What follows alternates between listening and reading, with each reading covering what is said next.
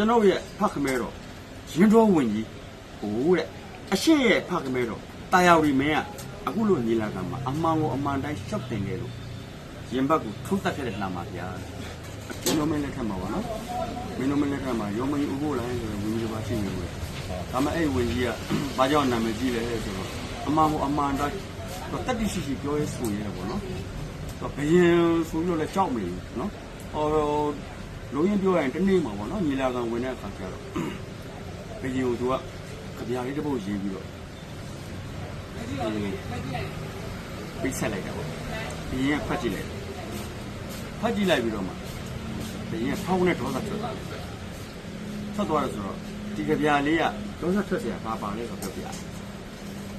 အဲ့ဒီခါမှာမင်းတို့မင်းဘယင်ဖြစ်နေတဲ့အချိန်အဲ့ဒီမင်းတို့မင်းကိုတော်တော်များများအာနာလူရင်တဲ့လူတွေကသမီးတွေနှမတွေပြေးစားပြီးတော့မှနေရတာပေါ့ဥမာသမီးပေးလိုက်မယ်ဆိုရင်ဘယင်ရောက်မှဖြစ်တော့ဘယင်ရောက်မှပြတော့ဘယင်ကသူ့ကိုနေသားမျိုးသားနေရာတွေပေးတာပေါ့လာယူပဲဟလာသမီးပေးမယ်နှမလေးကိုပေးလိုက်တယ်သူ့ရဲ့ညီမပေးလိုက်မယ်အမပေးလိုက်မယ်အဲ့တော့ဘယင်ကသူ့မြောက်စားတော့အဲ့လိုလူမျိုးတွေကဟိုပါပေါ့နေရာတွေရပြီးတော့မှပြည်သူတွေကကြတော့ဒုက္ခရောက်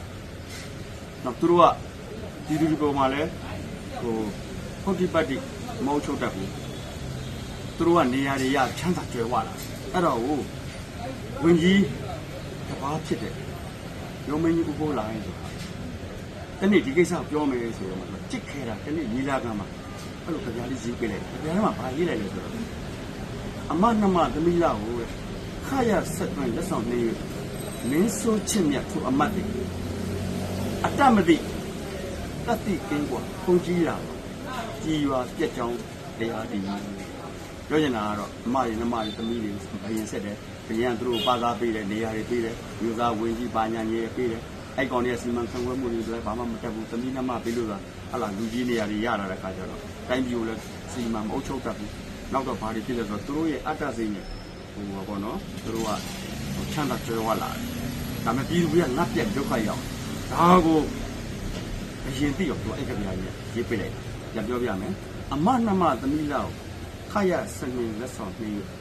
နော်ခရဆက်သွင်းလက်ဆောင်ပြီးမင်းစိုးချစ်မြတ်သူအမတ်ဒီတဲ့အတ္တမရှိတတိကင်းကိုပုံကြည့်လာတော့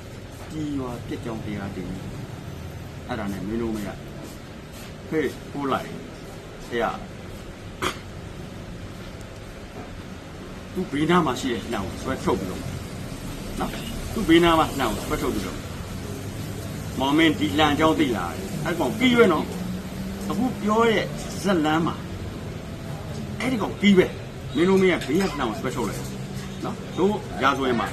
အနော်ထားတပားတဲ့ဘေးမှာနှံထားတယ်မင်းတို့မင်းကလည်းနှံထားတယ်ဘာသူနှောင်ဆွဲထုတ်လိုက်တော့မှဒီလှန်ရဲ့ရာဇဝင်ကိုမောင်မင်းသိလာအဲ့ဒီအမတ်ကြီး sorry ဝင်ကြီးဥဖို့လိုက်ကိုမေးလိုက်တဲ့ခါကျအသိပါတယ်ဗျာသိရင်လျှောက်စမ်းကျွန်တော်ရဲ့ဖခင်မဲတော်ရင်တော်ဝင်ကြီးဟိုတဲ့အရှိရဲ့ဖခင်မဲတော်တာယာဝတီမင်းကအခုလိုညီလာခံမှာအမှန်ကိုအမှန်တိုင်းရှောက်တင်ခဲ့လို့ရင်ဘတ်ကိုထုတ်တတ်ခဲ့တဲ့လှမ်းပါဗျာအဲ့လိုရှောက်လိုက်မောင်မင်းအဲ့ဒါလိုဖြစ်သွားခြင်းလားအဲ့ဒါအရင်မေးတော့အဲ့ဒီမှာရုံမင်းကြီးဥဖို့လိုက်ဆက်ဆိုမှတ်တတ်ထားရလိုက်တော့ရင်ဘတ်ကိုသူဆွဲဖွင့်လိုက်သူ့ရဲ့ဝင်ကြီးအင်ကြီးထိုးလိုက်ပါဗျာအဲ့မှာမင်းတို့မင်းလှမ်းကိုပြုံးလို့ပြစ်ချပြီးတော့ညီလာကနေပြုံးဆိုခြေတော့ဆောက်ပြီးထွက်သွားတယ်။ဘာကြောင့်အဲ့လိုထွက်သွားလဲဆိုတော့သူကဝင်ကြီးလေပညာရှိဝင်ကြီးလေတိုက်ရက်မလဲဟာလားဘယ်ရင်ကတော့စိတ်ဆိုးသွားတော့အဲ့တော့ဘေးကဝင်ကြီးတွေအမတ်ကြီးတွေကရုံမင်းကြီးဥဖို့လိုက်ဟာတဲ့ဝင်ကြီးကလည်းပြောတာရင်းလိုက်တတ်သိရှိလိုက်ရှစ်ကမဲတော်လို့လက်နဲ့ထိုးတတ်သွားရင်ဘယ်လိုလုပ်မလဲအဲ့ဒီမှာပြန်ပြောလိုက်တဲ့စကားတကယ်ရာဇဝင်မှာတမိုင်းတွင်တဲ့စကားဟဲ့လေဒီမှာတဲ့ငါကရုံးမင်းကြီးဥဖို့လိုက်ဆိုတဲ့ဝင်ကြီးกว่าနော်မင်းတို့လိုဘရင်ရဲ့အကြိုက်လိုက်ပြီးတော့မှနော်ဘရင်ကိုဖားရပြီးတော့မှနှမတွေပြီးသမီးတွေပြီးနှမကညာတွေဆက်ပြီးတော့မှနေရာရခဲ့တဲ့ဝင်ကြီးမျိုးပုတ်ဘူးกว่าတယ်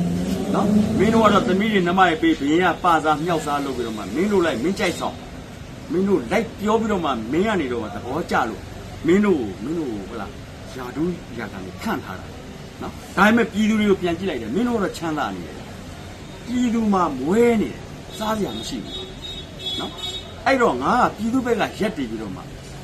ပြောရမှာကွာတယ်အဲ့လိုပြောတာကိုမှမကျင်တတ်လို့အဲ့ဒီမင်းတို့ပြည်ကငါရင်ဘက်ကိုနှမ်းနဲ့ထိုးလိုက်လို့သေသွားသားမှလေကွာတယ်ဖိုးလိုက်နှစ်ခါသေရဲတယ်နော်ဒါဆိုရင်မှဖိုးလိုက်ဆိုတာအမှန်ကိုအမှန်တိုင်းရှောက်တင်ပြီးတော့မှရင်ဝါကိုနှမ်းနဲ့ထိုးခံပြီးတော့မှသေသွားတယ်ဆိုတော့တမိုင်းတွင်သွားစေရမယ်ကွာပြီးတော့မှအဲ့လိုပြောခဲ့တာဒါမှမဟုတ်ရောမင်းကြီးပူးပူးလိုက်ဟာဘာကြောင့်နာမည်ကြီးလဲဆိုတော့ပြည်သူတွေဘက်ကမမရက်တည်ပြီးတော့မှနော်ဘယင်ကိုအမှန်တိုင်းနော်အရှိကိုအရှိတိုင်းတတိရှိရှောက်တင်ရဲတဲ့ဝီကြီးတစ်ပါးဖြစ်လို့နာမည်ကြီးခဲ့တာပါဟုတ်ပါဒီလိုတည်းမှာ